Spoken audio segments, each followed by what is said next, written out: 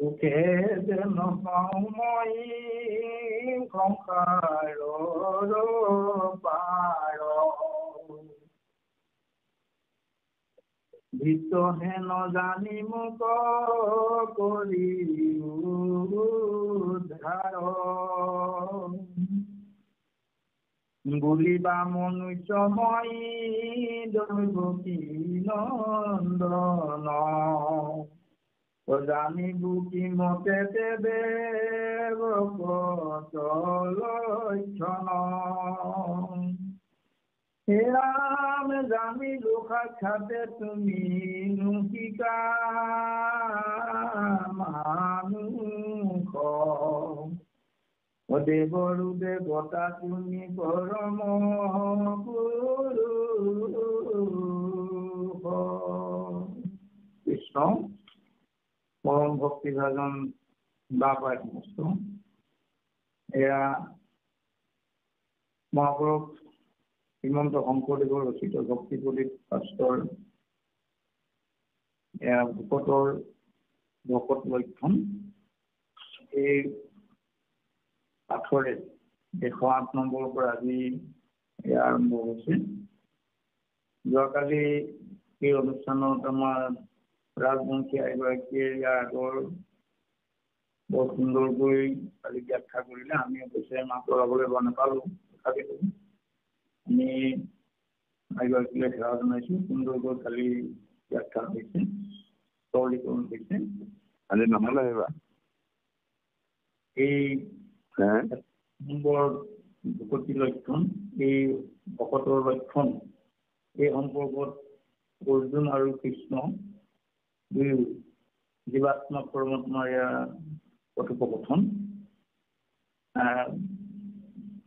নাৰায়ণক সুধিছে যে ভকতৰ লক্ষণ কেনেকুৱা হ'ব লাগে, মানে লক্ষণ কি, এই কথাটো জানিবলৈ বিচাৰিছে আৰু কেনেকুৱা ধৰণে তেওঁ এই সংসাৰৰ পৰা তৰিব পাৰে এই কথাটো জানিবৰ কাৰণে প্ৰভু ভগৱন্তক সুধিছে। আৰু নিজেই কথাখিনি তেওঁ কৈছে আৰু ভগৱন্তই বিভিন্ন প্ৰকাৰে অৰ্জুনক কোৱাৰ চলে এই মানৱ আমাৰ সমস্ত জীৱকলৈকে যিখিনি কৈছে আমি দৃঢ়তাৰে এই ব্যৱস্থাসমূহ আমি যদি পালন কৰোঁ নিশ্চয় আমাৰ সমস্ত আমাৰ উপকৃত হ'ব। আমি যি উদ্দেশ্যে এই সংসাৰলৈ আমি আহিছোঁ, এই সংসাৰলৈ অহাৰ সাৰ্থক্য আমাৰ গতি আজি ভকতি প্ৰসাদ অনুষ্ঠানেও সেইমতেই এই ব্যৱস্থাটো গ্ৰহণ কৰিছে আৰু ইয়াৰ এই পাঠৰ শ্ৰৱণৰ জৰিয়তে আমাৰ সমস্ত বাপাই উপকৃত হৈছে।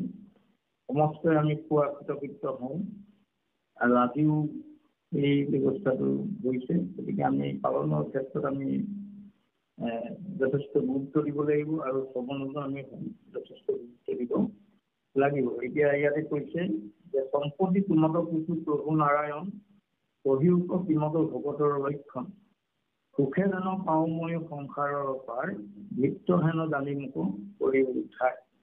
প্ৰভুক তেওঁ কৈছে যে এই সংসাৰৰ পৰা আমি কেনেকৈ পাৰ হ'ব পাৰিম, গতিকে মোক ভিত্ত মানি মোক এই ভক্তৰ যি লক্ষণ এই কথাটো তুমি কোৱা।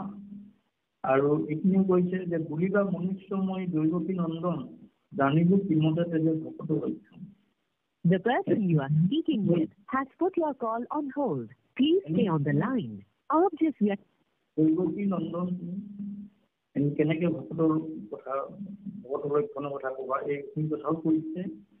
আচলতে কৃষ্ণ জগতৰ ঈশ্বৰ, তেওঁৱেই সৰ্বশ্ৰেষ্ঠ দেৱ, ভজনীয় সমাজ সমস্ত ভজনীয় দেৱ। এই কথাটো অৰ্জুনে গম পালে আৰু গম পাই কৈছে জানিব সাক্ষাতে তুমি নিহিতা মানুহ দেৱৰো দেৱতা তুমি পৰম পুৰুষ। এই কথাটো সমস্ত জনকে মানে আমি গম পাইছোঁ যে তেওঁ সমস্ত তেওঁ মানুহ যে নহয়, সাধাৰণ মনুষ্য নহয়, দেৱৰো দেৱতা পৰম পুৰুষ। এই কথাটো তেওঁ কৈছে। আৰু এতিয়া ইয়াৰ পাছলৈ আমি আহিছোঁ কৃষ্ণ এই বুলি কৃষ্ণ কয় ঈশ্বৰ হেন জানি জানো পাৰি বুলিবে লাগিলা জীৱানী জয় নমো জগত আনন্দদায়ক নমো নমো ব্ৰহ্মাদিৰো পৰম নায়ক তুমি নাৰায়ণ নিৰঞ্জন জগন্নাথ তোমাৰ চৰণে নমো নমো নমাই মাথ ভকতক কালানষ্ট কৰা দুষ্ট দৈত্য তুমি হেন দয়ালু দেৱতা পাই ভূত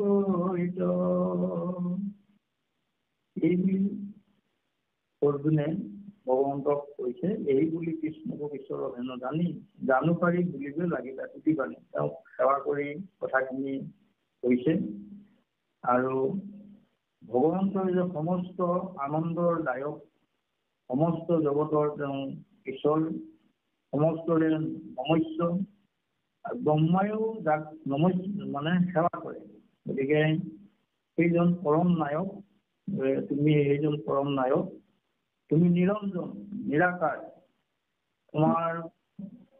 তোমাৰ চৰণত পুনৰ মই সেৱা জনাইছো তুমি ভকতক পালন কৰিছা আৰু দুষ্ট সকলক তুমি নাশ কৰিছা তোমাৰ নিচিনা দয়ালু দেৱতা আৰু ক'ত পাম কাৰণ ভগৱন্তই তিনিটা কাৰণতেই পৃথিৱীত অৱতাৰ ধাৰণ কৰে এটা হ'ল দুষ্টক দমন কৰিব লাগে শান্তি পালন কৰিব লাগে আৰু ধৰ্ম ৰক্ষা কৰিব লাগে এই তিনিটা কাৰণতে ভগৱন্তই পৃথিৱীত অৱতাৰ ধাৰণ কৰে এইখিনি কথা গীতাৰ শ্লোকতেই যিখিনি কৈছে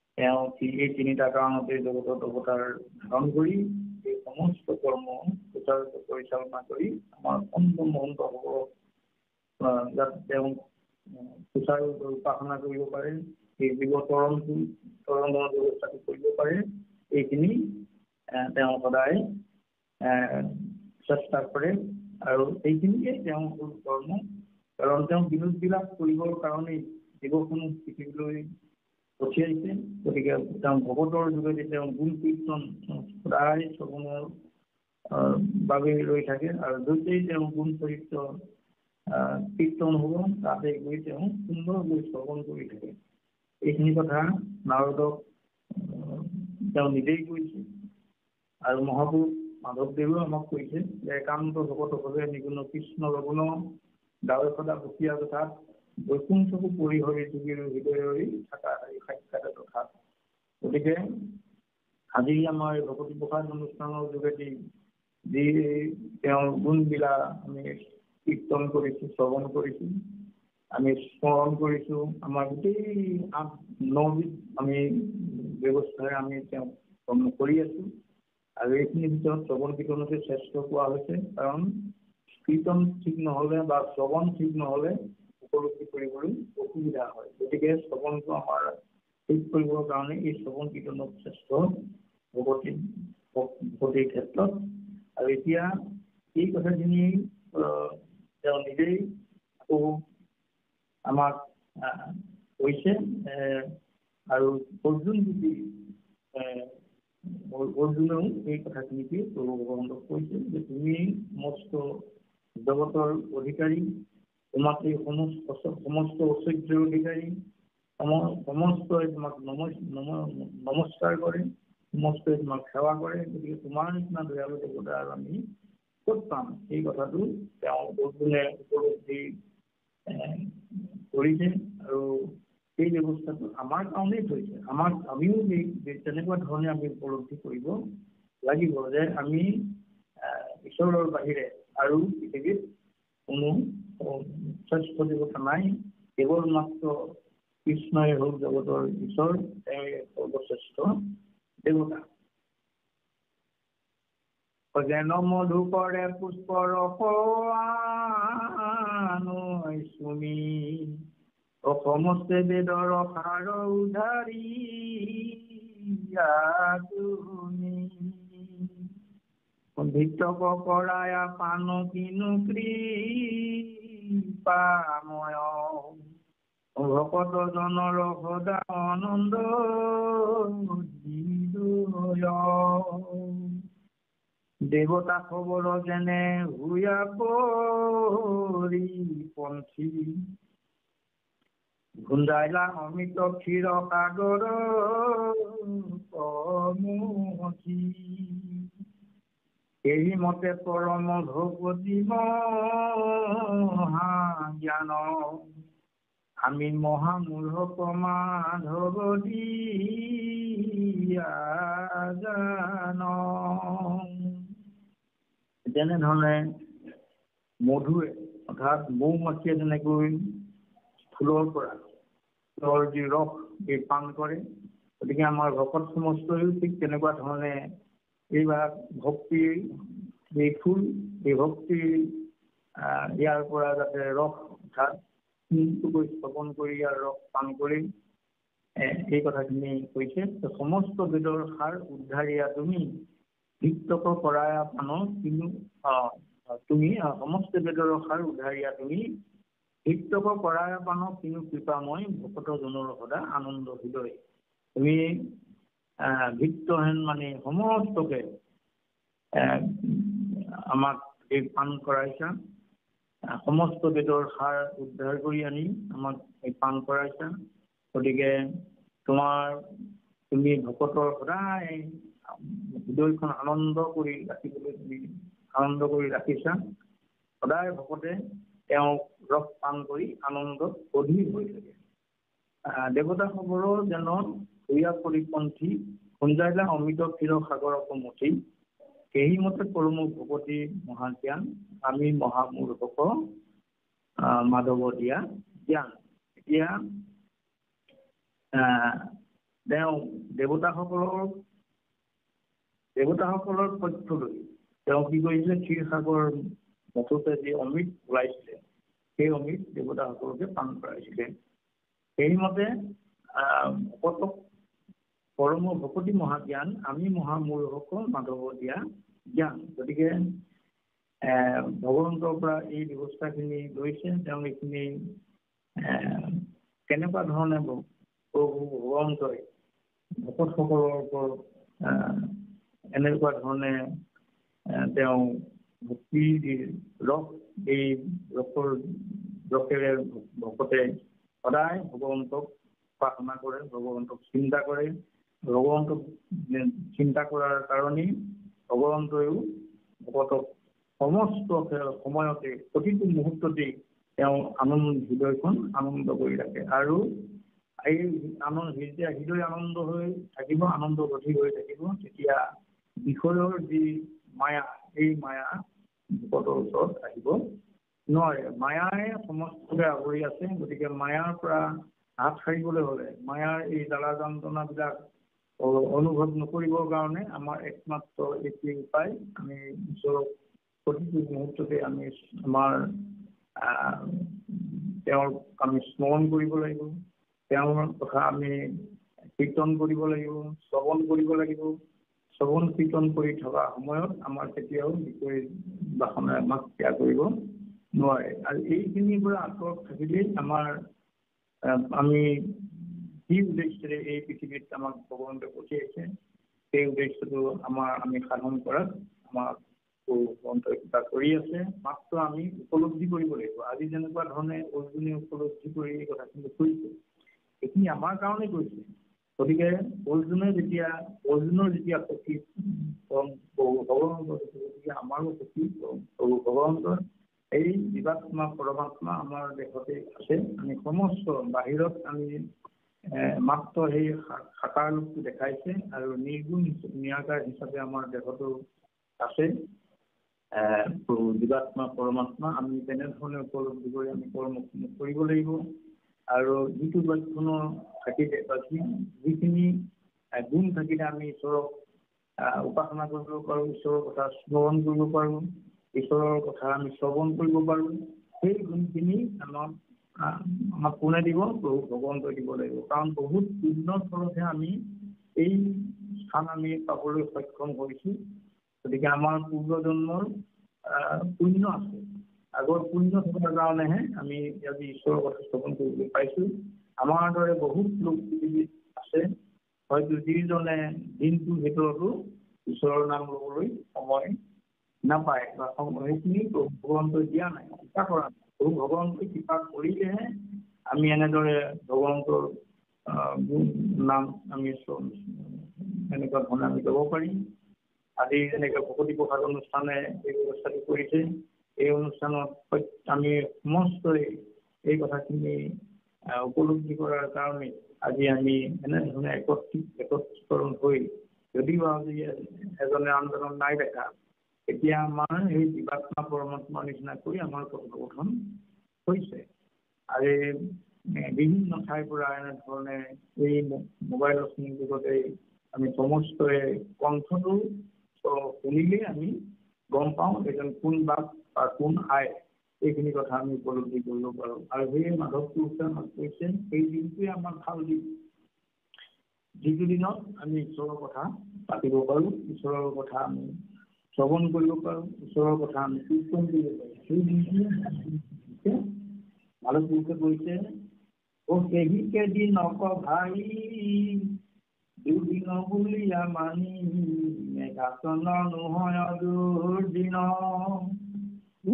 কথা সন্মুখ আলাপৰ অবিহীন হৈ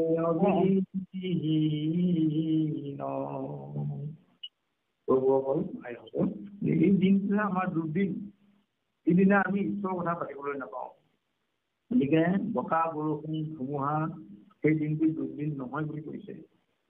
মাধৱ পুৰুষে সুন্দৰকৈ আমাক সেইখিনি কথা কৈছে যে হৰি কথা অমৃতৰ যেতিয়া আমি আলাপ কৰি তাৰ ৰস আমি পান কৰিম, সেই দিনটোৱে আমাৰ শুভ দিন। আৰু যিদিনা আমাৰ এইটো নকৰিম, সেই দিনটোৱে আমাৰ কি হ'ব, আমি ভক্তিৰ পৰা আমি বাহিৰত থাকিবলগীয়া, অৰ্থাৎ সেই দিনটো আমাৰ দুৰ্দিন। সেই দুৰ্দিন যাতে আমাৰ নহয়, আমি সমস্তই আমি প্ৰভু ভগৱন্তক আমি প্ৰাৰ্থনা জনাইছোঁ যে সমস্তই যাতে আমি ঈশ্বৰৰ কথা আলাপ কৰি এনেধৰণে আমি আনন্দত থাকিব পাৰোঁ। এই আনন্দ সদায় বাকী কৰি থাকিব, আনন্দ কেতিয়াও নকমে। আনন্দ সদায় আনন্দৰ লগত যদি আনন্দ যোগ হয়, সদায় আনন্দই হ'ব। আনন্দৰ পৰা আনন্দ বিয়োগ কৰিলেও আনন্দই হৈ থাকিব, আৰু পূৰণ কৰিলেতো হ'বই লাগে। গতিকে আনন্দ প্ৰায় এনেধৰণে থাকিব।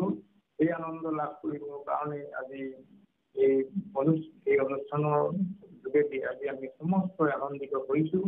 গতিকে এনেধৰণে আনন্দত থাকিলেই আমাৰ সমস্তই আমি ঈশ্বৰক কেতিয়াও আমাক নাপাহৰোঁ। আমি প্ৰতিটো মুহূৰ্ততেই প্ৰতিটো ক্ষণতেই আমি ঈশ্বৰৰ নাম লৈ যাতে আমি সমস্ত জীৱৰ কল্যাণৰ অৰ্থে জীৱসমূহক যাতে আমি সমস্তই আমি উপকৃত হ'ব পাৰোঁ জীৱৰাশি, এই কথাখিনিৰ কাৰণে এই ব্যৱস্থাটো হৈছে। আৰু অৰ্জুনেও কোৱাৰ চলেৰে বা অৰ্জুনে সমস্ত জীৱকুলৰ কাৰণে এই ব্যৱস্থাটো হৈছে। কৃষ্ণ যদুকুল কমল প্ৰকাশ দীন কৰ ভকত কুমুদ ধৰ ঋতু কুমুদৰ গুণকাৰী মহাপূজ্য নমো নমো কৃষ্ণদেৱ প্ৰভু চতুৰ্ভুজ এতেক বুলন্তে উপজিল প্ৰেম ভাৱ ভৈৰন্ত অৰ্জুন ৰোমাঞ্চিত গাৱ নয়নে নিগৰে নিৰগদ বাণী দেখিয়া কপিক প্ৰভু ধয় পানী। অৰ্জুনে কৈছে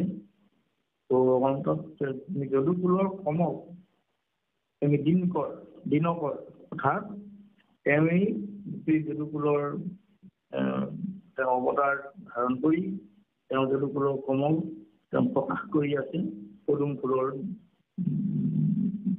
ফুলৰ দৰে। আৰু ভকত কুমুদৰ আনন্দ স্বচ্ছধৰ।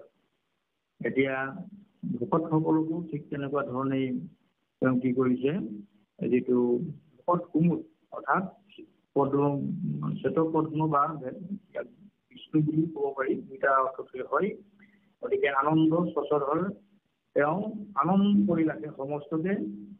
ঋতু কুমুদৰ জীৰ্ণকাৰী মহাসূৰ্য নমো নমো কৃষ্ণদেৱ প্ৰভু চতুৰ্ভুজ।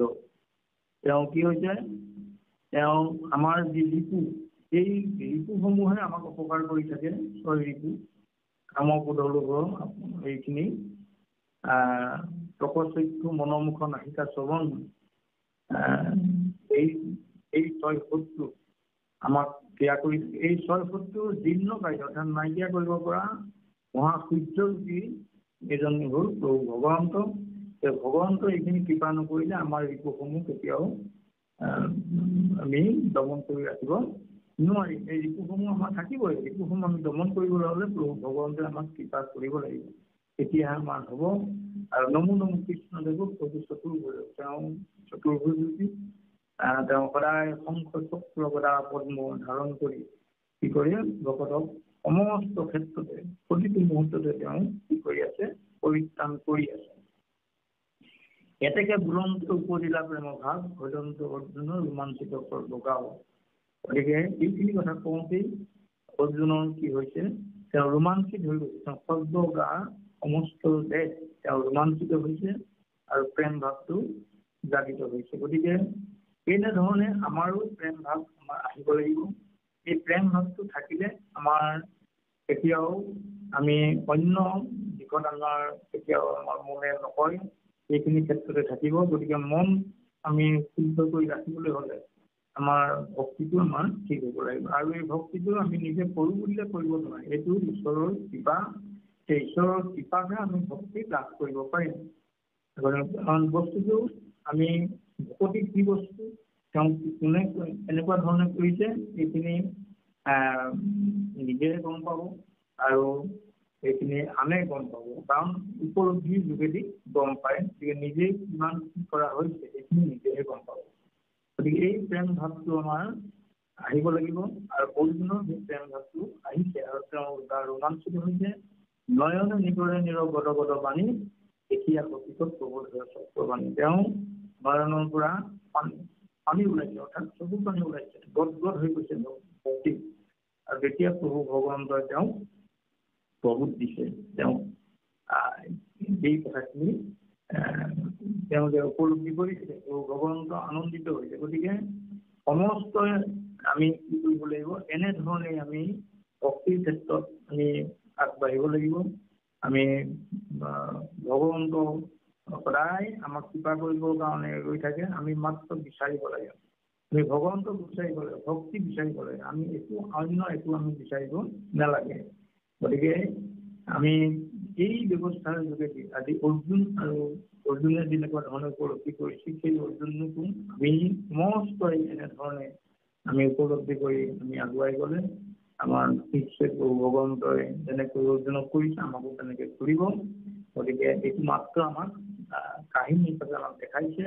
গতিকে আমি আমাৰ দেহতেই সমস্তখিনি আছে, আমি দেহতেই গোটেই ব্যৱস্থাটো উপলব্ধি কৰি আমি ঈশ্বৰক চিন্তা কৰিলে আমাৰ সমস্ত কৰ্ম আমি যেনেকুৱা ধৰণে আমাৰ ঈশ্বৰে কৰিব লাগে তেনেকে কৰি যাব। আমি ক'ব নালাগে আমাক এইটো কৰা বুলি আমি ক'ব দৰকাৰ নাই।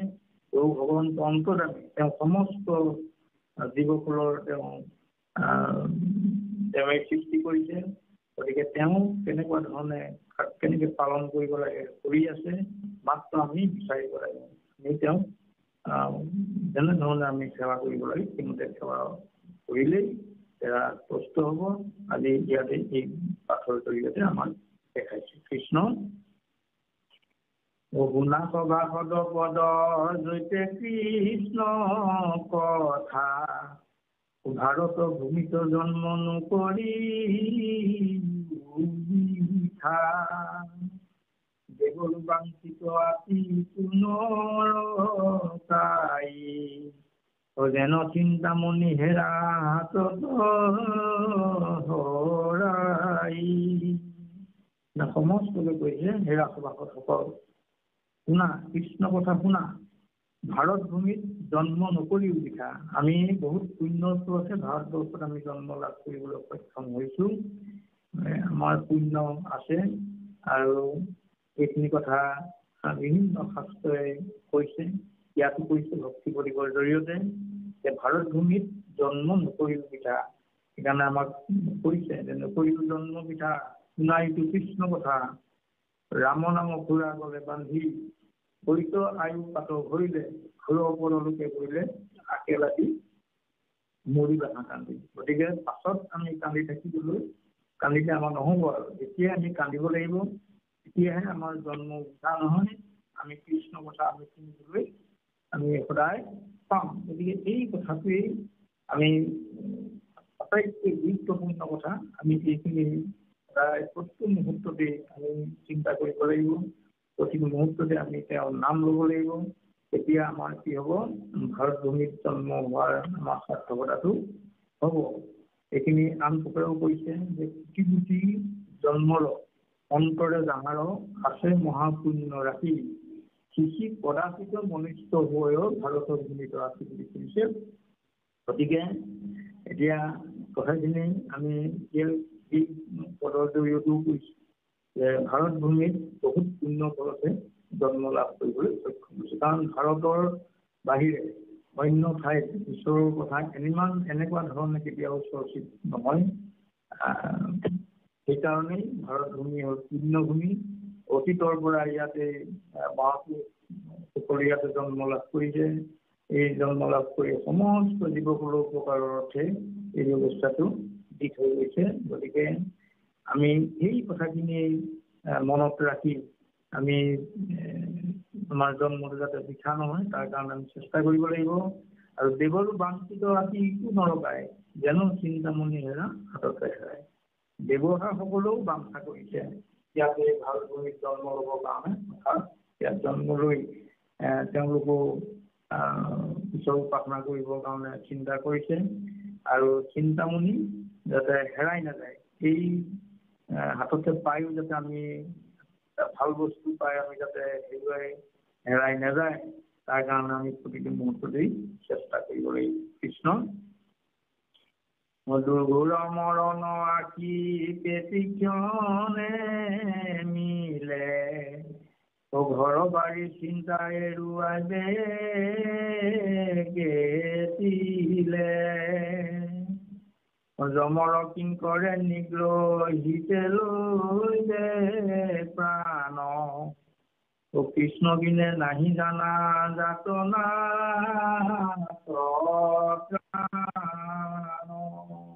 আমাৰ জীৱনটো খন্তেকীয়া। আমি আমাৰ কচুপাতৰ ওপৰত থকা পানীখিনি যেনেকুৱা ধৰণে আছে, আমাৰ জীৱসমূহ একেই। আমি নাজানো কোন সময়ত আমাৰ মৃত্যু ঘটিব পাৰে। গতিকে আমি প্ৰতিটো মুহূৰ্ততে প্ৰাণ থাকোঁতে, প্ৰাণ ঠিক হৈ থাকোঁতে আমি কি কৰিব লাগিব, প্ৰাণ থাকোঁতে আমি ঈশ্বৰৰ কথা আমি শ্ৰৱণ কৰিব লাগিব, কীৰ্তন কৰিব লাগিব।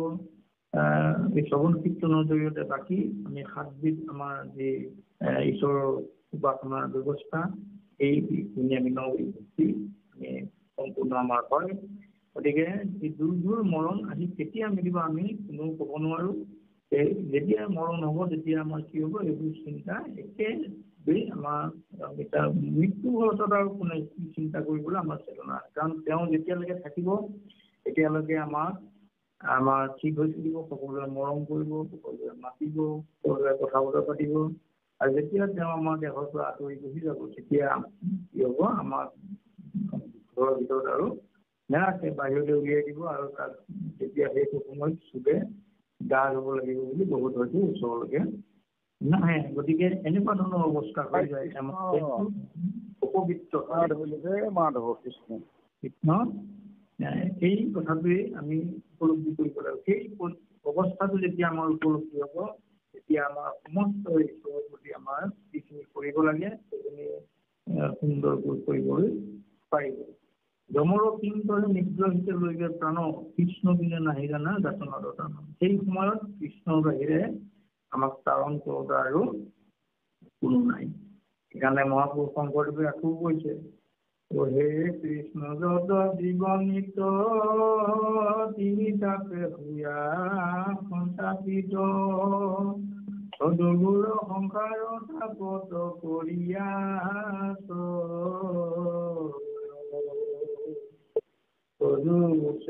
সত্য পায় অমিত বলিছে সৰ্বদায় আৰু ছায়া বিনে নেদে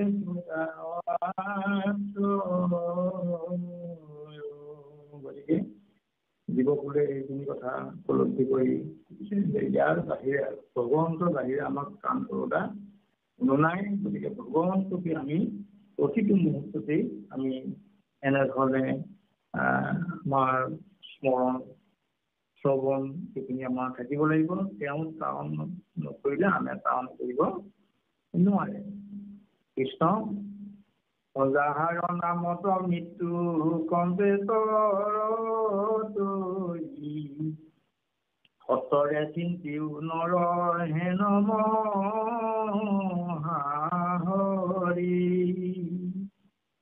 যাৰ স্মৰণে হুৱে বৈকুণ্ঠত বাস হেন কৃষ্ণ দেৱগণ ঘৰি হুৱে নাক। যাৰ নাম শুনিলে মৃত্যু মানে কপে বুলি কৈছে, তৰতৰী হয়। সেইজনক আমি সেই মহাহৰি আমি এই থাকোঁতেই আমি প্ৰাণ থাকোঁতেই আমি ল'ব পাৰোঁতেই তেওঁৰ নাম আমি ল'ব লাগিব। এই অনুশীলনটো যদি আমাৰ থাকে তেতিয়াহ'লে আমাৰ নিশ্চয় সময়ত কাম দিব, আৰু অনুশীলন নাথাকিলে কেতিয়াও এইখিনি হ'ব নোৱাৰে। আজিয়ে আমাৰ অনুশীলন আমি ঈশ্বৰক এনেধৰণে আজি আমি চিন্তা কৰিছোঁ, ঈশ্বৰৰ কথা আমি পাতিছোঁ, ঈশ্বৰৰ কথা শ্ৰৱণ কৰিছোঁ, ঈশ্বৰৰ কথা কীৰ্তন কৰিছোঁ। এইবোৰ থাকোঁতে কৰিছোঁ। যেতিয়া আমাৰ তেওঁ আঁতৰি দিব তাৰপাছত আৰু আমি সেইখিনি কৰিব নোৱাৰোঁ, বা একেবাৰে শেষ মুহূৰ্তত আমাৰ মৃত্যুৰ মুহূৰ্তটো আমি যদি তেওঁৰ নাম আমি ল'ব পাৰোঁ তেতিয়াহ'লে এই মৃত্যু কৰিব কি আমাক কৈছে। স্মৰণ কৰিলেও হ'ব, যাহাৰ স্মৰণ হয় বৈকুণ্ঠত বাস হেন কৃষ্ণ দেৱগণ অৱধি কৰে না। তেওঁৰ নাম কীৰ্তন কৰিবও যদি নোৱাৰে, শ্ৰৱণ কৰিবও নোৱাৰে, তেওঁ স্মৰণ কৰিব পাৰিব। এই নবিধ ভক্তি আমাক 9টা পথ দেখাইছে। এই 9টা পথৰ যিকোনো এটা কৰিলেও তেওঁ কাম আমাৰ ভক্তি সাধন হ'ব। সেই কথাখিনি আমাক কৈছে যে স্মৰণ কৰিলে বৈকুণ্ঠত বাস দিয়ে তেওঁ থাকিবৰ কাৰণে স্থান দিয়ে বুলি কৈছে। যে তেনেকুৱা এজন কৃষ্ণক যদি আমি নগঢ়ো তেতিয়াহ'লে আমি না পোৱাটো খাটান। এইখিনি সিদ্ধান্ত দিছে শাস্ত্ৰই। এই শাস্ত্ৰৰ সিদ্ধান্ত অনুসৰি আমি কৰ্ম কৰিব লাগিব। কৃষ্ণ ও আপোনাক আপুনি নকৰাই অপ্ৰয়াসে ৰায়ু কন্তকে ৰঘাত ও কৃষ্ণৰ কুন্তৰে কহে এই কাম নিৰন্তৰে নৰে ডাকি বোলা ৰাম ৰাম। গতিকে আপোনাক আপুনি নকৰা আত্মঘাত দিছে। গতিকে আমি নিজেই কৰিব লাগিব, বেলেগে আমাক ভক্তি কৰাব নোৱাৰে। ভক্তিটো হ'ল নিজৰ। গতিকে নিজেই নিজক তাৰিব লাগিব। তাৰিবলৈ হ'লে আমি নিজেই আমি ঈশ্বৰক চিন্তা কৰিব লাগিব। গতিকে নিজক আত্মঘাত নকৰিবৰ কাৰণে কৈছে। আত্মঘাত যিটো আমি যদি ঈশ্বৰৰ নাম আমি নলওঁ তেতিয়াহ'লে আমি আত্মঘাত হ'ম। গতিকে আমাৰ আত্মাটোক আমি নিজেই মানে প্ৰতিষ্ঠিত হ'ব। সেয়ে আমি ঈশ্বৰক চিন্তা কৰিব আমি লাগিবই। অপ্ৰয়াসে এৰাই অন্তকে ৰখা। গতিকে আমি কোন সময়ত আমাৰ বিভৱ দেহা আমি নাজানো। গতিকে ইয়াৰ পৰা হাত এৰাবলৈ হ'লে আমি কি কৰিব লাগিব? ঈশ্বৰক আমাৰ শ্ৰৱণ কীৰ্তন আমি কৰিব লাগিব। কৃষ্ণৰ কিংকৰে কহে এৰিয়া নকাম নিৰন্তৰে নৰে ডাকি বোলা ৰাম ৰাম। এই কৃষ্ণৰ কিংকৰ মহাপুৰুষ শংকৰদেৱে কৃষ্ণৰ কিংকৰ বুলি কৈছিল। আমিতো কিংকৰ বুলি আমি নকওঁৱেই। গতিকে ইমান সুন্দৰকৈ মহাপুৰুষে ব্যৱস্থা দি গৈছে। গতিকে হেৰা নৰসকল তোমালোকে ৰাম ৰাম কোৱা। ৰাম ৰাম কোৱা। গতিকে বালচন্দ্ৰকে আমাক কৈছে, গতিকে আমি এই ব্যৱস্থাখিনি আমি উপলব্ধি কৰি আমি প্ৰতিটো মুহূৰ্ততে যাতে আমি ঈশ্বৰৰ নাম ল'ব পাৰোঁ, এইখিনি কাৰণে আজি আমি চেষ্টা কৰিছোঁ। আমাৰ যি চেষ্টা ঈশ্বৰে নিশ্চয় কৃপা কৰিব। কেৱল যোনে যেনেকুৱা ধৰণে কৰাৰ কাৰণেই ভগৱন্তই তেওঁক আজি চপাইছে, তেওঁক মানে কথাখিনি বুজাইছে। ঠিক তেনেকুৱা ধৰণে আমাৰ একেই গোটেই ব্যৱস্থাটো আমাৰ দেহতেই আছে। আমি দেহত উপলব্ধি কৰি এই কৰ্মখিনি আগবাঢ়িব লাগিব। কৃষ্ণ দুলৰীয়ালৈ আহিছে। কৃষ্ণ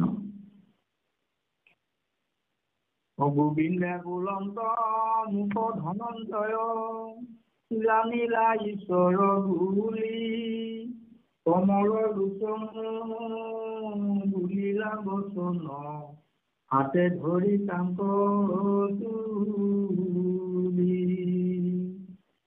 কৃষ্ণ ভগৱন্তই ধনঞ্জয় অৰ্থাৎ অৰ্জুনক গোবিন্দে বুলন্ত মুখ ধনঞ্জয় জানিলা ঈশ্বৰ বুলি কমল লোচন বুলিলা বচন হাতে ধৰি তাংক তুলি। ভগৱন্তে গম পালে যে ধনঞ্জয় মোক ঈশ্বৰ বুলি জানিলে। কমল লোচন, এই কমল লোচনে এই কথাখিনি কৈ তেওঁ কি কৰিছে, তুলি ধৰিছে। তেওঁ সেৱা কৰি আছিলে, সেৱা কৰাৰ পৰা তেওঁ তুলি ধৰিছে। কৃষ্ণ ভকত লক্ষণ পৰম ৰহস্য নাহিকে জানন্তা তাক জ্ঞানী মুনি মানে কেহু নজানয় মই মাত্ৰ জানো আক। এই ভকতৰ লক্ষণটো তাৰ অতি গুৰুত্বপূৰ্ণ বিষয়। গতিকে এই ব্যৱস্থাটো ইয়াৰ ৰহস্য পৰম ৰহস্য ইয়াতেই আছে ভকতৰ লক্ষণত। আৰু ইয়াক আনে নাজানে বুলি কৈছে। নাহিকে জানন্তা তাক, ইয়াক আনে নাজানে। এইটো কোনে জানে? ভকতৰ লক্ষণটো, ইয়াৰ ৰহস্যটো কেৱল ভগৱন্তহে জানে। গতিকে এইটো গুৰুত্বপূৰ্ণ কথা। গতিকে ইয়াতে আমাক অৰ্জুনক কোৱাৰ চলেৰে আমাক সমস্তকে কৈছে এই লক্ষণটো। মৰমতি আকৌ শুনিও নুবুজৈ মোটো নাহি যাৰ বুদ্ধি প্ৰথমতে মোক একচিত কৰি তুমি হলা মহাবুদ্ধি। গতিকে যিসকল মৰমতী সকলে যাৰ মতিটো শুদ্ধ নহয়, যাৰ মতিত মল থাকে, সেইসকলে শুনিও মানে কথাটো বুজি পালো বুজিবলৈ চেষ্টা নকৰে। মোকো নাহি যাৰ মোৰ পথ তেওঁলোকৰ, মোক যে উপাসনা কৰিব লাগে, সেৱা কৰিব লাগে, এই বুদ্ধিটো তেওঁলোকৰ নাথাকে। যিসকলৰ মনত মল থাকে। গতিকে আমি মলখিনি আঁতৰ কৰিব লাগিব। মল আঁতৰ নহ'লে আমাৰো অৱস্থা তেনেকুৱাই হ'ব। গতিকে আমি এই শুদ্ধি কৰিবৰ কাৰণে আমি সমস্ত বাহিৰে ভিতৰে আমি শুদ্ধ হ'ব লাগিব। শুদ্ধ হ'লেহে আমাৰ ভগৱন্তই কৃপা কৰিব। আৰু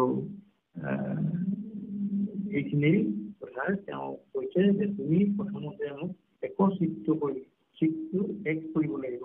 কাৰণ চিত্তত তেওঁ থাকে, তেওঁ চিত্তত সদায় বিৰাজমান হৈ আছে।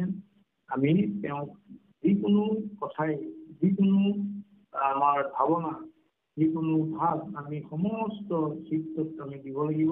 চিত্তত আমি দি আমি আমাৰ প্ৰথমতে আমি দেহটো শুদ্ধ কৰি ল'ব লাগিব, সম্পূৰ্ণ দিব লাগিব। আমি ইয়াত কোনোবা ঠাইত বহি যদি অন্য কথা আমি চিন্তা কৰি থাকোঁ, তেতিয়া আমাৰ কাম নহ'ব। আমি য'ত আমি তেওঁক উপাসনা কৰিবৰ কাৰণে আমি বহিম, য'ত আমি এই স্থান ল'ম, সেই স্থানত আমি তেওঁৰ বাহিৰে আৰু অন্য কোনো কথাই আমি ভাবিব নালাগিব। গতিকে এই কথাখিনিকে কৈছে যে প্ৰথমতে মোক একচিত্ত কৰি তুমি হৈবা মহাবুদ্ধি। সেইটো ঠিক কৰি লোৱা। কাৰণ আমাৰ মনৰ চাৰিটা অৱস্থা আছে: মন, বুদ্ধি, অহংকাৰ আৰু চিত্ত। গতিকে মন, বুদ্ধি, অহংকাৰে আমাক সুখ কৰিব নোৱাৰে। গতিকে কেৱল চিত্তত আমি যেতিয়া দায়িত্ব অৰ্পণ কৰিম, চিত্তত যিহেতু বাসুদেৱ আছে, গতিকে এই কাম আমাক কৰাব, পৰিচালনা কৰাব পাৰিব। হওঁতে অৰ্জুনক এই কথাটোকে কৈছে। কৃষ্ণ জগত ব্যাপক নিৰ্মল পুৰুষ সমুতি আছে যত লোক চিদানন্দময় মহিষে নিৰঞ্জন জানিয়া স্মৰিও মোক। গতিকে মই জগতত ব্যাপক হৈ আছো, সমস্ত ভূততে ব্যাপী আছো মই হৰি, অবাকো মানিবা তুমি বিষ্ণু বুলি কৈ। গতিকে যিমানবিলাক ভূত আছে, এই জীৱ আছে বা জ্বৰ, জীৱ জ্বৰ সমস্ততে তেওঁ বিৰাজমান হৈ আছে। তেওঁৰ নিৰ্মল পুৰুষ আৰু গোটেই সমস্ত আছে। গতিকে মই নিৰঞ্জন, নিৰাকাৰ, চিদানন্দময়। গতিকে মোক তাই স্মৰণ কৰিবা, মোক স্মৰণ কৰিম। এই কথাটো অৰ্জুনক কোৱাৰ চলে আমাক সমস্তলৈ কৰিছে। গতিকে আমিও এই কথা আমি উপলব্ধি কৰি আমি মানিব লাগিব। তেনেকুৱা ধৰণে প্ৰহ্লাদে স্তম্ভতেই ভগৱন্তক বেকত কৰাইছিলে। গতিকে প্ৰহ্লাদক যেতিয়া পিতৃয়ে সুধিছিলে যে ঈশ্বৰ ক'ত, তেতিয়া প্ৰহ্লাদে এই স্তম্ভতেই আছে বুলি কোৱাত আৰু তাৰ পৰাই ঈশ্বৰক বেকত কৰিব পাৰিছিলে। গতিকে সমস্ত ভূততে তেওঁ আছে।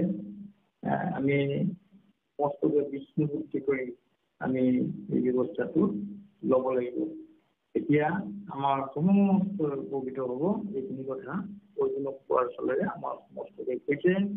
আমি আৰু আমাৰ এইটো দিশতেই সমস্ত বাপায়ে আজি উপস্থিতে এই ভগৱন্তৰ কথা শ্ৰৱণ কৰি আছে মোবাইলৰ সংযোগে। এইখিনি কথাই গতিকে আমাৰ এনেধৰণে আমি অবিৰতভাৱে আমি যেতিয়া এই ব্যৱস্থাটো আমি কৰি থাকিম, তেতিয়া ঈশ্বৰে অৰ্জুনক যেনেকুৱা ধৰণে কৃপা কৰিছে আমাকো তেনেকুৱা ধৰণেই কৃপা কৰিব। কৃষ্ণ কৃষ্ণৰ আদেশ শুনি ধনঞ্জয় কৰিলা মহাভগতি, কৃষ্ণৰ চৰণ পংকজ হৃদয়ে ধৰিলা সুবিহমতি। ৰাম কৃষ্ণ নাম ৰাম কৃষ্ণ উচ্চ কৰি উচ্চাৰিলা 1200, মাধৱে দেখন্ত কপিৰ মনত গুচিল পাতক যত। কৃষ্ণই চোৱাৰ লগে লগে অৰ্জুনে কি কৰিলে, মহাভক্তি কৰিছে। মহাভক্ত মানে তেওঁৰ চৰণত সমস্ত অৰ্পণ কৰিছে। তেওঁ হৃদয় শুদ্ধ হৈছে আৰু সুদৃঢ়ভাৱে তেওঁ মতিটো সুদৃঢ় কৰি ভগৱন্তক সেৱা জনাইছে আৰু তেওঁ উচ্চ কৰিবলৈ ডাকিছে। ৰাম কৃষ্ণ উচ্চ কৰি উচ্চাৰিলা 1200, তেওঁ 100 বাৰ এই কথাটো ইয়াত এটা সংখ্যা দিছে। গতিকে তেনেকুৱা ধৰণে উচ্চ কৰি আমি সদায় ডাকিব লাগে, উচ্চ কৰি আমি ডাঙৰ শব্দৰে আমি কৃষ্ণ নাম উচ্চাৰণ কৰিব লাগে। আৰু যেতিয়া তেনেকুৱা ধৰণে আমি উচ্চাৰণ কৰিব পাৰিম, তেতিয়াই আমাৰ কি হ'ব, আমাৰ যিখিনি পাপ, এই পাপ দূৰ হ'ব। তেনেকুৱা ধৰণে অজামিলে তেওঁ নাৰায়ণ নামটো হালাকহে লৈছিলে, আচলতে তেওঁ শুদ্ধহে মাত্ৰা দিছিলে, ঈশ্বৰক মতাই নাছিলে। গতিকে ঈশ্বৰ তাতে পুষ্ট হৈ গ'ল। গতিকে ভগৱন্ত সদায় ভকতৰ প্ৰতি সদায় ভকতক ৰক্ষা কৰিবৰ কাৰণে ভকতৰ কেনেকুৱা ধৰণে তেওঁ পালন কৰিব লাগে, কেনেকুৱা ধৰণে তেওঁ ভকতক ৰাখিব লাগে, গোটেই ব্যৱস্থাটো তেওঁ সদায় কৰিবৰ কাৰণে প্ৰস্তুত হৈ থাকে। আমি মাত্ৰ বিচাৰিব লাগে, বিচাৰিলে আমি সমস্ত পাম। অৰ্জুনক কেনেকুৱা ধৰণে কৰিছে আৰু অজামিলেও ঠিক তেনেকুৱা ধৰণে আমাক দেখুৱাইছে গৈছে ইয়াৰ কথা। এইফালে গজেন্দ্ৰ ৰূপী ইন্দ্ৰদুম্ন ৰজা গজেন্দ্ৰ পৰিৱৰ্তিত হৈছিলে তেওঁ কৰ্মৰ দিশত। গতিকে গজেন্দ্ৰই এই অৱস্থাটো তেওঁ এই আগতে শূন্য থকাৰ কাৰণেই গজেন্দ্ৰ হৈ থকা অৱস্থাটো তেওঁ স্মৰণ কৰিবৰ কাৰণে এই শক্তি প্ৰদান, এইটো ঈশ্বৰৰ প্ৰদত্ত, ঈশ্বৰ প্ৰদত্ত হোৱাৰ কাৰণে তেওঁ পাৰিছিলে। গতিকে আমি মনুষ্যৰ সমস্ত জীৱকুলৰ শ্ৰেষ্ঠ বুলি কোৱা হৈছে, অমিতস্য পুত্ৰা বুলি কৈছে। গতিকে এই অমিত সন্তান হৈ আমি অমিত যদি কৰ্ম আমি নকৰোঁ তেনেহ'লে আমি কি কৰিব লাগিব আমি আকৌ পূৰ্ব ঠাইলৈ আমি উভতি গুচি যাব লাগিব গতিকে পুনৰমুচিত হ'ব লাগিব কাৰণ আমি 84 লক্ষ জনী ভ্ৰমণ কৰাৰ পাছতহে আমি মানৱ শৰীৰ পাইছোঁ গতিকে এই মানৱ শৰীৰ পাওঁতে আমি যিমানখিনি কষ্ট ভোগ কৰিবলগীয়া হ'ল সেইখিনি যদি আমি বুজি নাপাওঁ তেনেহ'লে আমাৰ অৱস্থাটো আৰু সংকটজনক হ'ব সেয়েহে আমি প্ৰতিটো মুহূৰ্ততে আমি যাতে আগৰ যিখিনি আমাৰ হৈ আহিছে সেইখিনিক আমি যাতে পুনৰ আমাৰ তালৈ যোৱা নহয় তাৰ কাৰণে আমি চিন্তা কৰিব লাগিব কাৰণ বিষ্ণুপুৰাণত সুন্দৰকৈ কৈছে যে মানৱ জীৱন পাবলৈ হ'লে 84 লক্ষ জনী কেনেকুৱা ধৰণে অৱতৰণ কৰিব লাগে স্থাৱৰং বিংশতি লক্ষং বুলি কৈছে স্থাৱৰ 20 লাখ বছৰ স্থাৱৰ জন্ম হ'ব লাগে গ্ৰহ কৰিব নোৱাৰা গতিকে আমি এইখিনি হৈ আহিলোঁ স্থাৱৰ জন্ম আমি লাভ কৰি আহিলোঁ জলজন নৱলক্ষকম বুলি কৈছে 9 লাখ বাৰ আমি জলজ জীৱ ধাৰণ কৰিবলগীয়া হৈছে সেইখিনিও আমি হৈ আহিলোঁ জলজ জীৱ বুলি কওঁতে পানীত থকা যিবিলাক জীৱ সেইবোৰ আমি হৈ আহিলোঁ বুলি কৈছে স্থাৱৰং বিংশতি লক্ষং জলজন নৱলক্ষকম তাৰপিছত পূৰ্ণাংশ 10 লক্ষাংশ বুলি কৈছে 10 লাখ বাৰ আমি কাছ হৈ আহিলোঁ সমস্ত হৈ আহিলোঁ বহু নাই হোৱা বুলি ক'ব নোৱাৰে পূৰ্ণাংশ 10 লক্ষাংশ 10 লক্ষাংশ পক্ষী না আকৌ পক্ষীও আমি হ'লোঁ গতিকে 9 লাখ বাৰ আমি কাছ হ'লোঁ আৰু 10 লক্ষাংশ পক্ষী না আমি 10 লাখ বাৰ আমি চৰাই চিৰিকটি হ'লোঁ সেইখিনি আমি সকলোৱে হৈ আহিলোঁ তাৰপাছতে আমি 300 লক্ষাংশ পশুনাংশ 30 লাখ বাৰ আমি পশু হ'লোঁ চৰাই আমি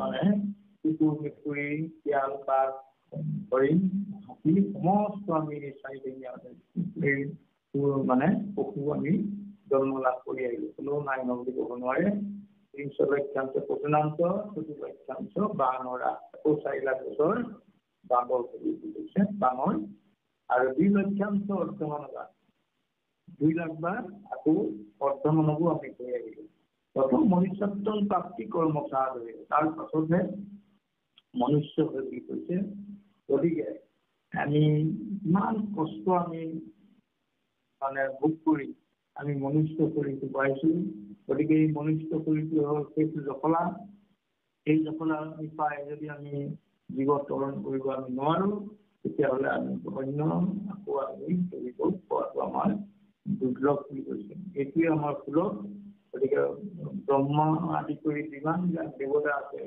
সমস্তই এই মানৱ দেহ ধাৰণ কৰি চব উপাসনা কৰিবৰ কাৰণে চিন্তা কৰিছে কৰিবৰ কাৰণে চেষ্টা কৰিছে কাৰণ আজি আমি যিটো কাৰণে ভয় খাইছোঁ আমি সেইটো ব্ৰহ্মায়ো ভয় খাই থাকে যিমানবিলাক দেৱতা আছে এই প্ৰতিশ্ৰুতি দেৱতায়ো এই একেটাই সদায় ভয় খাই আছে আমি যেনেকৈ ভয় খাওঁ এনেকুৱা ধৰণে তেওঁলোকেও ভয় খাই আছে সেইকাৰণে মাধৱ পুৰুষে প্ৰথম প্ৰাৰ্থনাতে কৈছে একো মায়াৰ সজ্জাত আমি সমস্ত মানে শয়ন কৰি আছোঁ বুলি কৈছে ব্ৰহ্মা আদি কৰি জীৱ ৰাম ৰাম ৰাম ৰাম ৰাম ও মায়া সজ্জামালে আছয় ভূমুকি যায় গতিকে সমস্ত আমি মায়া সজ্জাত ঘূৰি আছোঁ তুমি সে চৈতন্য সনাতন ৰাম ৰাম ৰাম ৰাম ৰাম আমি অচেতন নিৰূপনাথ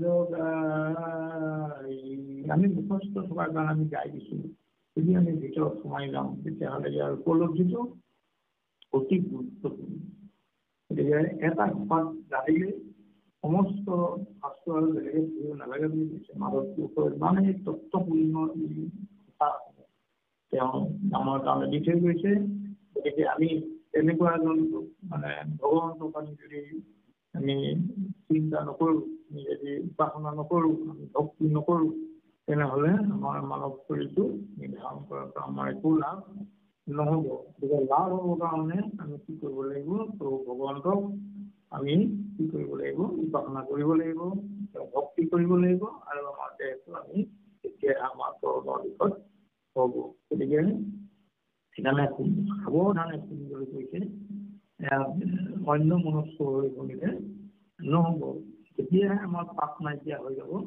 পাপ নাইকিয়া হলে আমি ঈশ্বৰে আমাক য'ত তেওঁ মানে আমাৰ পোৱাৰ উপযুক্ততা সেইটো স্থানটো তেওঁ দিব কৃষ্ণ। সম্বুধি বুলন্ত বন্ধু ধনঞ্জয় উদ্ধৱ হৈলাং মুকস্মৰি ভকত লক্ষণ মহিমা অদ্ভুত সুধা সাৱধান কৰি, গতিকে সাৱধান কৰি শুনিবলৈ কৈছে। তেওঁ ধনঞ্জয় অৰ্জুনক কোৱাৰ দৰে আমাৰ সমস্তকে কৈছে যে ভকতৰ লক্ষণ কি অদ্ভুত, ইয়াৰ মহিমা অদ্ভুত, গতিকে সাৱধানে শুনা। আমি সাৱধান হ'বই লাগিব। সাৱধান নহ'লে আমি দুটা মন আমাৰ থাকিলে বা বিভিন্ন ঠাইত আমাৰ যদি আমাৰ খেলি মেলি হৈ থাকে তেতিয়াহ'লে এইখিনি শুনিলেও আমাৰ কাম নহ'ব। গতিকে শ্ৰৱণটো আমাৰ ঠিক লাগিব। শ্ৰৱণে কীৰ্তনে আমি বৈকুণ্ঠ বজায় ধৰ্ম অৰ্থ কাম মুখ্য অবিৰাত পায়। গতিকে চাৰি পুৰুষাৰ্থ সাধনটো আমাৰ ইয়াতে শ্ৰৱণ কীৰ্তনৰ যোগেদিয়ে হয়। বেলেগে আমি আকৌ ক'ৰবাত গৈ আমি চব বিচাৰি যাব নালাগে, সমস্ত ইয়াতে আছে। গতিকে আমি শ্ৰৱণ কীৰ্তনটো আমাৰ ঠিক লাগে। শ্ৰৱণ কীৰ্তনটো আমি দৃঢ়তাৰে যদি সাৱধান হৈ পেলাই আমি কৰোঁ তেতিয়াহ'লে গোটেই এই ব্যৱস্থাটো আমাৰ ইয়াতে হ'ব। ভকতৰ ইটো অমূল্য ৰতন আকৌ শুনিবাক প্ৰতি চিত্ত দৃঢ় কৰি চিত্ত দৃঢ় কৰা নজাওক আনন্দ মতি। গতিকে ব্যৱস্থাটো ইমান গুৰুত্বপূৰ্ণ কৈছে। গতিকে আমি বিশ্বাস থাকিলে নহ'ব বুলি কৈছে, দৃঢ় বিশ্বাস থাকিলেও নহ'ব বুলি কৈছে। কি হ'ব লাগিব? সুদৃঢ় বিশ্বাস। সুদৃঢ় বিশ্বাস হ'ব লাগিব, তেতিয়াহে কাম কৰিব। ইয়াতো কৈছে চিত্ত দৃঢ় কৰি চিত্ত দৃঢ় কৰা। গতিকে দৃঢ়তাৰতো দৃঢ়তা দৃঢ় কৰিব লাগিব, সুদৃঢ়তা। সুদৃঢ় কৰিলেহে এতিয়া আমাৰ মতিটো দেখেৰা নাযাব, অন্য কথা আমাৰ মনলৈ আৰু নাহিব। গতিকে বহুত এইটো অমূল্য ৰত্ন। এইটো এই ৰত্ন আৰু ইয়াৰ মানে মূল্যৰ কথা কৈ শেষ কৰিব নোৱাৰি। গতিকে এই অমূল্য ৰত্ন আমি পাবলৈ হ'লে আমি কি কৰিব লাগিব? আমি চিত্তটো দৃঢ়তকৈ দৃঢ়ত্ব কৰি দিব লাগিব। তেতিয়া আমাৰ মতি মানস নাযায় আৰু আমি তেতিয়া ভগৱন্তৰ লগত আমি একে মানে চিত্তে আমি শ্ৰৱণ কৰিব পাৰিম। নকৰিবা ভয় পৰম আশ্চৰ্য তুমি মোৰ প্ৰিয়তম ভকতৰ ধন ও মহিমা কহুৱা পুৰণি। ভয় নকৰিবা বুলি কৈছে। ভয় কৰিবলৈ আমাৰ মানা কৰিছে, কাৰণ অৰ্জুনক কোৱাৰ দৰে আমাৰ সমস্তকে কৈছে অতি আচৰিত। গতিকে তুমি প্ৰিয়তম ভকতৰ ধন, গতিকে মই তোমাক এতিয়া এই কথাখিনি কম, তুমি অতি সাৱধানে এই কথাখিনি শ্ৰৱণ কৰিবা। যত তীৰ্থ দেৱ সবাকো পবিত্ৰ ভকতে কৰে আমাৰ তাৰ পাছ লাগি যত দেৱ শুনা কহো নাম তাৰ। গতিকে যিমান বিলাক তীৰ্থ আছে এই সমস্ত তীৰ্থ কোনে পবিত্ৰ কৰে বুলি কৈছে? ভকতেহে পবিত্ৰ কৰে বুলি কৈছে। গতিকে যত তীৰ্থ দেৱ সবাকো পবিত্ৰ ভকতে কৰে আমাৰ। গতিকে তেওঁ ভকতৰ কিমান তেতিয়াহ'লে মহিমা আছে, ভকতৰ এই কথাখিনি যে তেওঁ ক'বলৈ গৈছে। গতিকে তাৰ পাছে লাগি যত দেৱ শুনা কহো নাম তাৰ। গতিকে ভকতৰ পাছে পাছে দেৱতাসকলে স্তুতি কৰি তেওঁ পাছে পাছে গৈ থাকে। যে ভকতৰ ইমান মহিমা আছে, সেইকাৰণে তেওঁ কৈছে ভকত সমান শক্তি মোৰ গুণ আছে, মই মহাভকতৰো চোৰ পাছে পাছে বুলি কৈছে। গতিকে ভকতৰ পাছে পাছে তেওঁ গতিকে মহাভকতৰ কিবা হয় নেকি? তেওঁতো নাম লৈ থাকে, তেওঁ যিমান নাম লৈ থাকিব সিমানেই ভগৱন্ত তেওঁৰ ওচৰত থাকিব। আৰু তেওঁ কিবা কোনোবাই অপকাৰ কৰিব সেই কথাখিনি তেওঁ ৰক্ষণ কৰিবৰ কাৰণে ভগৱন্ত পিছে পিছে ঘূৰি ফুৰে। গতিকে বাকীবোৰ দেৱ দেৱতাসকলেও কি কৰি ফুৰে, স্তুতি কৰি ঘূৰি ফুৰে বুলি কৈছে। গতিকে ভকত অতি গুৰুত্বপূৰ্ণ এই কথাখিনি কৈছে। ইন্দ্ৰ চন্দ্ৰ সূৰ্য কুবেৰ বৰুণ বায়ু বনি প্ৰজাপতি কমলা কাৰ্তিক চন্দিকা শংকৰ গণেশৰ সৰস্বতী অশ্বিনী কুমাৰ ধৰ্ম যমৰায় আনজত দেৱ আছে শুদ্ধ হওঁ বুলি সদায় ভ্ৰমন্ত ভকতৰ পাছে পাছে।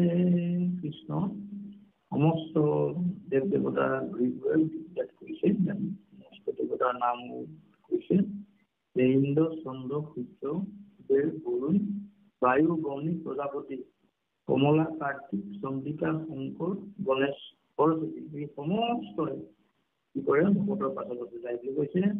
আৰু অশ্বিনী কুমাৰ ধৰ্ম যমৰাই আন যত দেৱ আছে শুদ্ধ হওঁ বুলি সদায় ভগৱন্ত ভকতৰ পাছে পাছে। গতিকে ভগৱতৰ মহিমা ইমানেই বেছি, ইমানেই গুৰুত্বপূৰ্ণ, গতিকে দেৱতাসকলো তেওঁৰ পাছে পাছে ঘূৰি ফুৰে বুলি কৈছে। গতিকে ভকত হ'বৰ কাৰণে আমি কিমান তেতিয়াহ'লে আমি যত্ন কৰিব লাগিব, কিমান শুদ্ধ হ'ব লাগিব, ইয়াতেই প্ৰমাণ আছে। ভকতৰ ইয়াৰো এই আখৰকেইটা যেনেকৈ আকাৰিকা নাই ইয়াত, গতিকে ইয়াৰো অৰ্থ ধৰণে কৈছে যে ভ শব্দে ভগৱন্ত হৰি বিমোচন ভজনা ভক্তিতে তুষ্ট ভগৱন্ত কীৰ্তন। গতিকে ভ আখৰটোৱে এইটো বুজাইছে যে ভ শব্দে ভগৱন্ত হৰি বিমোচন, গতিকে তেওঁ ভজনা ভক্তিতে তুষ্ট ভগৱন্ত কীৰ্তন। যিজনে ভজনা কৰিলেই, তেওঁ উপাসনা কৰিলেই তাতেই তুষ্ট হয়। আৰু ক শব্দে কৃষ্ণ কথা পবিত্ৰ পৰম আত্মাটো দেখন্ত কৃষ্ণ সমস্ত দেখোন। গতিকে ক শব্দটো বুজাইছে তেওঁ কি হৈছে, ক শব্দে কৃষ্ণ কথা পবিত্ৰ পৰম, কৃষ্ণ বুলি কোৱাৰ লগে পবিত্ৰ হৈ যায়, পৰম পবিত্ৰ হয়। আৰু আত্মাক তেওঁ দেখিবলৈ পায়, ভগৱন্তক আত্মাতে যিজনে দেখা পায় সেইজনৰ কথা কৈছে যে ক শব্দৰে বুজাইছে। আৰু ত শব্দে তৰুণৰ উপায় কৰম হৃদয় পদ্মত ধৰে কৃষ্ণৰ চৰণ।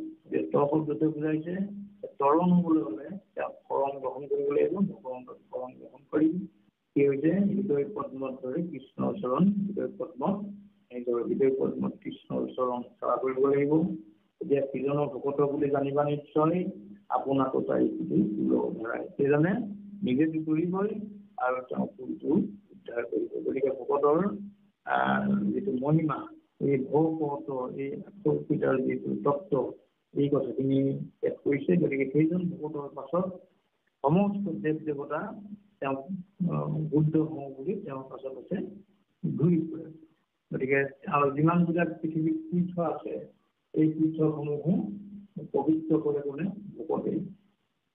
ভকতে গৈ সেই স্থানত যোৱাৰ লগে লগে সেই স্থানডোখৰ পবিত্ৰ হয় বুলি কৈছে কৃষ্ণ। গঙ্গা বাৰাণসী কেদাৰ কাবেৰী কাশী সিদ্ধ কাঞ্চী সিন্ধু লোহিত পুষ্কৰ ক্ষেত্ৰ পয়ম শ্ৰেণী কপিল শপত সিন্ধু কৌশিকী পুৰক সৰজু গণ্ডকী আনজত তীৰ্থ আছে শুদ্ধ কৰিবাক লাগি আপোনাক মই ভকতৰ পাছে।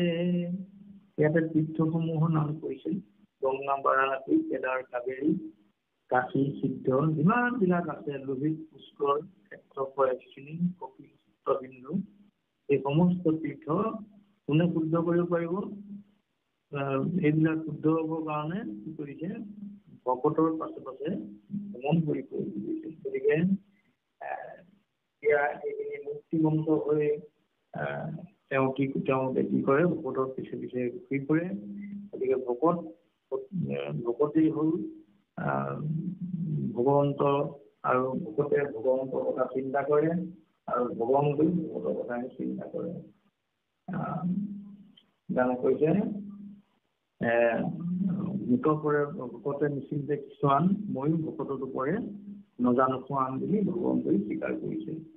গানে য'ত ভকত থাকিব তাতেই ভগৱন্ত। গতিকে এতিয়া আমি ভগৱন্তক এদিন দেখা নাপাওঁ, গতিকে আমি ভকতকেই সেই ব্যৱস্থাটো আমি ল'ব লাগিব। কাৰণ এতিয়া দাপৰ যুগত তেওঁ আছিলে, এতিয়া ভগৱন্ত নাথাকে, তেওঁ এতিয়া ব্ৰাহ্মণ হিচাপে শাস্ত্ৰতে আছে। গতিকে এই কথাবিলাক তেওঁ কথাবিলাক যিসকল লোকে কৰে সেইসকলে হ'ল ভকত। গতিকে ভকতক ভজিলে আমাৰ সমস্ত কৰ্ম সিদ্ধি হয়। কলিযুগে ভকতেহে হৰি অৱতাৰ, ভকতৰ সেৱা দিনে নাহিয়া। গতিকে ভকত সেৱাই আমাৰ ঈশ্বৰ সেৱা হ'ব। গতিকে ভকতক আমি ঈশ্বৰ মানি আমি যেতিয়া সেৱা কৰিব আমি পাৰিম শুদ্ধভাৱে, যদি কৰিব লাগে কাৰণে যদি কৰা হৈছে, তেতিয়াহ'লে আচল আমাৰ কামটো নহ'ব। আমি ভকতক ঈশ্বৰ হিচাপে আমি দেখিব লাগিব, ঈশ্বৰৰ জ্ঞান আমি কৰিব লাগিব, তেওঁ শ্ৰদ্ধা কৰিব লাগিব, ভক্তি কৰিব লাগিব, তেতিয়াহে ভগৱন্ত তুষ্ট হ'ব। কাৰণ দেখাজনক যদি আমি ভাল ধৰণে আমি সেৱা সৎকাৰ নকৰোঁ, নেদেখাজনে কেতিয়াও তাত তুষ্ট হ'ব নোৱাৰে। নেদেখাজনক আমি বাৰম্বাৰ আমি স্তুতি কৰি থাকিলেও আমাৰ কাম নহ'ব। গতিকে ভকতেই শ্ৰেষ্ঠ বুলি কৈছে। ভকতক ভকতক ৰক্ষা কৰিবৰ কাৰণে প্ৰতিটো মুহূৰ্ততে থাকে। গতিকে সেইজন ভকত আমি সমস্ত লোককে আমি কি কৰিব লাগিব, ভকত হিচাপে আমি মানিব লাগিব। আজি আমি বাপ বুলি কৈছোঁ, আমি নাম কাঢ়ি নাই মতা, আই কৈছোঁ, আমি নাম নাই মতা, এইখিনি আমাৰ ভকতৰ এটা লক্ষণ। এইখিনি আমাৰ এটা শুভ লক্ষণ। এই শুভ লক্ষণৰ যোগেদি আমি অৰ্থাৎ ইয়াৰ যোগেদি আমি সমস্ত যেতিয়া আমি সেৱা আমাৰ থাকিব, শ্ৰদ্ধা থাকিব, ভক্তি থাকিব, তেতিয়া ঈশ্বৰ সন্তুষ্ট হৈ থাকিব। গতিকে আমি বাহিৰত আৰু কিবা বিচাৰি আমি নাপাওঁ। গতিকে আমাৰ সমস্ত আমাৰ চাৰিওকাষত থকা সমস্ত আমি গোটেই ভগৱন্ত বিৰাজমান হৈ আছে। এই সমস্তকে আমি বিষ্ণু মানি আমি কৰ্মখিনি কৰিব লাগিব। ইয়াতো যেনেকৈ তীৰ্থসমূহে আদি ঘূৰিছে, তেওঁ পাছে পাছে তেওঁ শুদ্ধ হ'বৰ কাৰণে। গতিকে ইয়াতকৈ আৰু ক'বলগীয়া বেলেগ নাই। গতিকে এইখিনি কথা কৈ শেষ কৰিব আমি নোৱাৰোঁ। ব্ৰহ্মায়ো চাৰিমুখে ক'লেও শেষ নহয় বুলি কৈছে। গতিকে আমি এখন মুখে কৈ ভগৱন্তৰ কথা আমি ভকতৰ কথা কৈ ক'ত শেষ কৰিব পাৰিম। যিখিনি আমি পাৰিছোঁ, যিখিনি আমি ঈশ্বৰৰ কৃপাত তেওঁৰ কৃপাত আমি ল'ব পাৰিছোঁ, তেওঁ কিবা প্ৰাৰ্থী আমি হৈছোঁ, সেইখিনিয়ে আমাৰ কাম যথেষ্ট হ'ব। ইয়াকে আমি সদায় প্ৰতিটো মুহূৰ্ততে আমি যাতে আমি নাপাহৰোঁ। মই কৈছে খনাটোকো নপাহৰিবা হানৰ বুলি কৈছে। খন্তেকো আমি নাপাহৰি তেওঁৰ নাম আমি লৈ থাকিলে আমাৰ সমস্ত কৰ্ম আমাৰ সাধন হ'ব। কৃষ্ণ বোলয় তীৰ্থদেৱে কৃত ধৰিলো ভকতৰ পায়া সংগ, আজিকে আমাৰ জনম সাফল বুলি কৈ মহাৰঙ। পাঞ্চবিধ মুক্তি ধৰি ফুৰৈ মুকলৈ বুলি পাব, মোৰ ভকতৰ প্ৰত্যেক পৰম পুণ্য প্ৰতাপ। গতিকে তীৰ্থসমূহেও ভকতৰ সংগ পালে কৃত বুলি কৈছে যে আজিহে আমাৰ জনম সাফল হৈছে বুলি তেওঁলোকে তীৰ্থসমূহে কয়। গতিকে আমাৰো ভকতৰ সংগ আমাৰ লাভ হোৱাৰ দিনাখনেই আমাৰো জীৱনটো সফল পায়। গতিকে ভকতক আমি পোৱাৰ ব্যৱস্থাটো আমি কৰিবলৈ হ'লে ভকতীয়া কৰ্মত আমি থাকিব লাগিব। তেতিয়াহে ভকতক আমি পাম। আৰু ভকতক নেপালে সেই গৰু সৰ্পৰ আলয় বুলি কৈছে। গতিকে ভকত পাবৰ কাৰণে আমি চেষ্টা কৰিব লাগিব। গতিকে এইখিনি কথা কৈছে যে যাহাৰ বিহত নাহি উপগত একান্ত হৰি ভকত, সিটো গৃহস্থয় সৰ্বৰ আলয় বৈষ্ণৱৰ এইটো মত। গতিকে আমাৰ গৃহমধ্যেও যদি আমি দিনটোৰ ভিতৰত আমি এজন ভকত আমি নাপাওঁ, তেতিয়াহ'লে আমাৰো সেইটো দুৰ্ভাগ্য বুলি ক'ব লাগিব। গতিকে ভকত আমি পাব লাগিব সেৱা কৰিবলৈ, আৰু ভকত সেৱা কৰিবলৈ নোপোৱা সেই গৃহখন সৰ্বৰ আলয় বুলি কৈছে। গতিকে তাত সাপ থাকিব, অৰ্থাৎ সাপ আহি নাথাকিব, কিন্তু তাৰ লক্ষণবিলাক সাপৰ লক্ষণে হ'ব। সাপৰ যেনেকুৱা ধৰণে প্ৰতিটো মুহূৰ্ততে খং থাকিব, লোভ মোহ কাম ক্ৰোধ এইবিলাক থাকিব, গতিকে বাকীবোৰ প্ৰাণীও তেনেকুৱা ধৰণৰ হ'ব। গতিকে আমি সমস্ত গৃহ শুদ্ধ কৰিবলৈ হ'লে আমি ভগৱন্তৰ নাম ল'ব লাগিব। ভগৱন্তৰ আমি সৃষ্টি কৰি নিজেই এইখিনি ব্যৱস্থা কৰিব লাগিব। এইখিনি যদি আমি নকৰোঁ, তেতিয়াহ'লে আমাৰ জীৱনটো বৃথা হ'ব। জীৱন বৃথা কৰিলে জীৱন বৃথা হৈ নুশুনাও কৃষ্ণ কথা বুলি কৈছে। গতিকে কৃষ্ণ কথা শুনিবলৈ মন নাযাব। গতিকে তেতিয়াই গম পাব, কৃষ্ণ কথা শুনিবলৈ মন নগ'লেই গম পাব কলি আহি পাইছেই। আৰু এতিয়া কি হ'ব, তেওঁ মানে কোনটো পথেৰে গৈছে নিজে উপলব্ধি কৰিব পাৰিব। এইখিনি সেইকাৰণে প্ৰক্ৰিয়া ব্যৱস্থাটো নিজেহে গম পাব তেওঁ কোনটো দিশত আছে, কোনটো পৰিচ্ছন্নত আছে, কেনেকুৱা ধৰণে তেওঁ কৰিছে, সেই গোটেই লক্ষণবোৰ নিজে নিজেই গম পাই যাব। গতিকে সেয়ে আমি এই কথাবিলাক আমি যিহেতু আমাৰ শাস্ত্ৰৰ যোগেদি আমাক সমস্তকে কৰিছে, গতিকে আমি প্ৰতিটো কথা উপলব্ধি কৰিব লাগিব, প্ৰতিটো কথা আমি দৃঢ়তাৰে ল'ব লাগিব।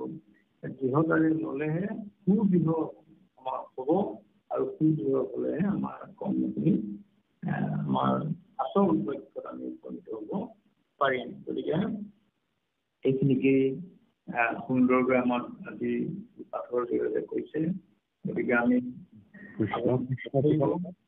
আৰু সেইমতে আমি আগবাঢ়ি গ'লে আমাৰ নিশ্চয় প্ৰভুৱে কৃপা কৰিব আৰু আমাৰ ব্যৱস্থাটো হ'ব। কৃষ্ণ সময় হৈছে নেকি?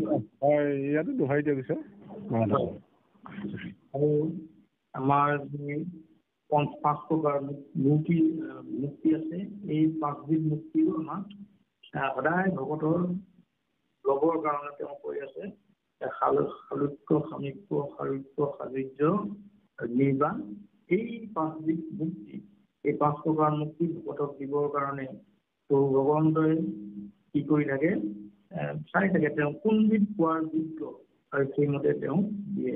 আৰু ভকতে কিন্তু নিবিচাৰে মুক্তি, কিন্তু প্ৰভু ভগৱন্তই তেওঁ যোগ্যতা অনুসৰি এই মুক্তি প্ৰদান কৰে। আৰু সেইসমূহেও মোকে লোৱা বুলি ভকতৰ পাছত আছে।